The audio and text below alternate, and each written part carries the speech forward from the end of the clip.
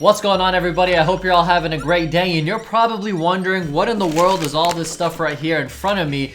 And this is the Wall Street Journal. Now, I typically get information, then I share it with you, and I break it down into more clear points. But in this video, I'm going to read it right off the paper, and I'm going to tell you my thoughts, and I'm going to also tell you what I'm seeing in the markets as a real estate agent, my feet and boots on the ground every single day, 365, 24/7.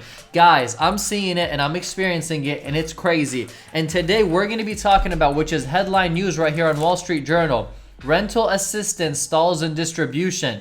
Everybody in this market right now is talking about a potential housing crash or just an economy crash in whole.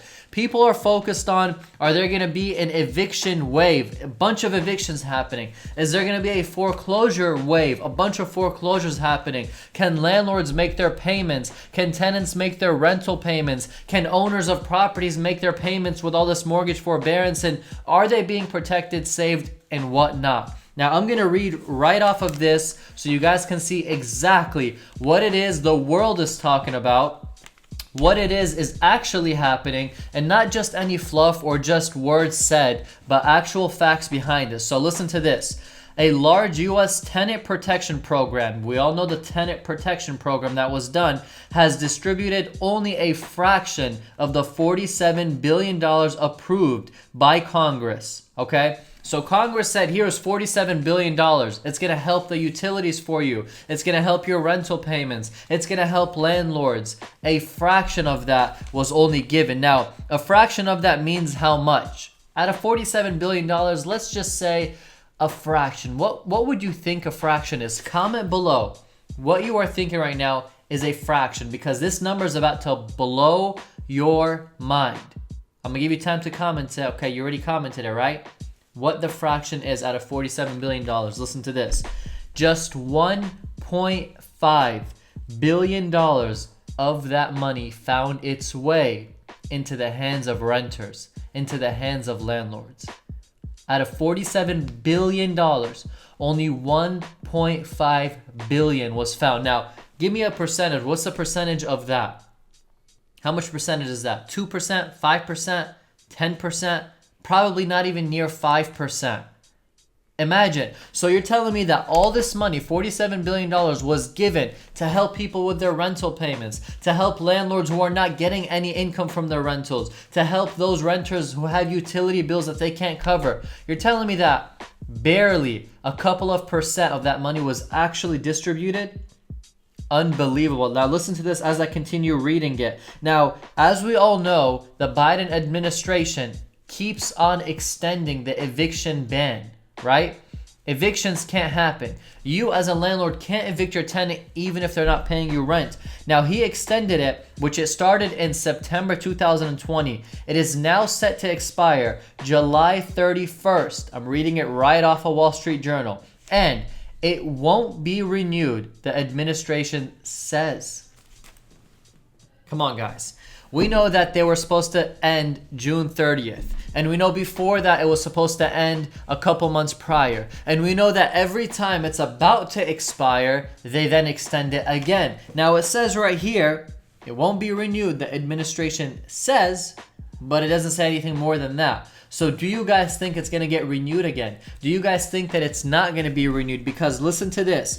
If the ban expires before more of the $47 billion in aid reaches landlords and tenants, there could be a surge in evictions that the money was intended to prevent. So we're talking about if this ban actually gets lifted and now you as a landlord can go and evict your tenants who are not paying you their rent. If they're not paying it, you can now go evict them. Now they're saying if this happens, this could lead to an eviction crisis, basically what they were trying to prevent. And about 4.2 million Americans report that it is very likely or somewhat likely that they will face an eviction or foreclosure in the next 2 months, according to Census Bureau data. All right, guys. Thank you, Wall Street Journal. This was a beautiful shipment to my front door. But we gotta talk now. Keep this right here, okay? We gotta talk now.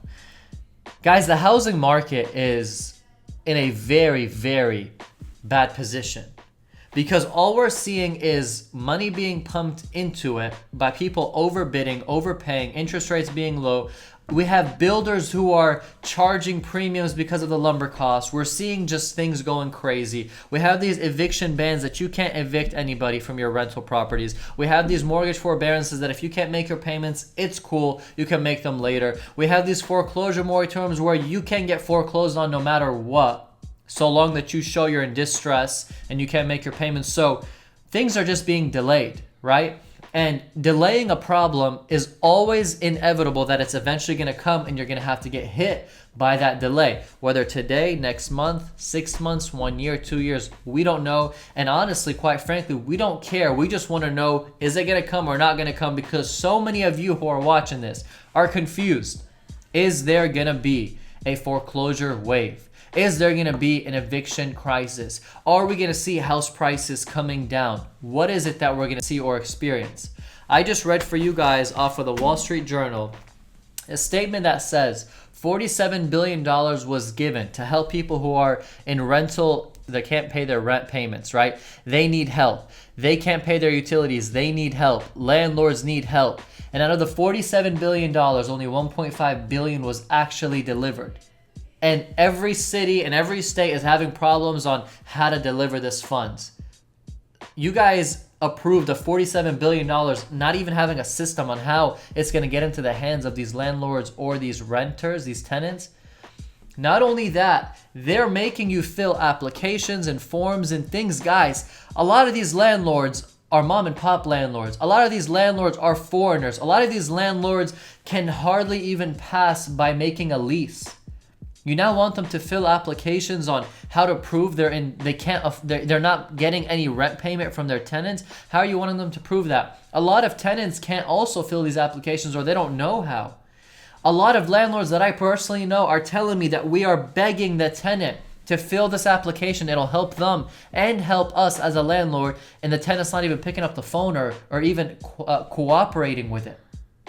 So we're talking about a lot of problems happening, and another problem is I'm getting a ton of real estate owners calling me. Remember, I'm a real estate agent, saying, hey, Karam, I want to get my property on the market. The second this tenant leaves, or the second we have a shot to evict them, or the second that we can get this up and going, give me your opinion and your input. I want this property sold. Some are doing it because they're not collecting any rent and they're tired of it. Some are doing it because they want to take advantage of how hot the market is and they want to capitalize on it. Both reasons are okay, but let me ask you this. As the eviction bans get uplifted and now you can start evicting tenants, do you think the landlords are going to try to get another tenant, or do you think they're going to list the property on the market and they just want to get out of this headache? Do you think that one landlord after another landlord list and list and list, do you think that the market's going to start to have more supply? Guys, I'm in the market right now and I'm seeing prices on houses. They're strong, but let me tell you something. Houses used to go from active straight to pending. In the Dallas-Fort Worth market, you sign a contract or you send over a contract to win a house, you have an option. You can ask for an inspection period, or you can go straight to pending. And we can see as agents what that option was that you picked. So if you're right now trying to go buy a house and you put an offer and it went from active A straight to P pending, that shows that you had no option period, no inspection period. But if it went from active A straight to AOC, that means active option contract. And I'm seeing that a lot.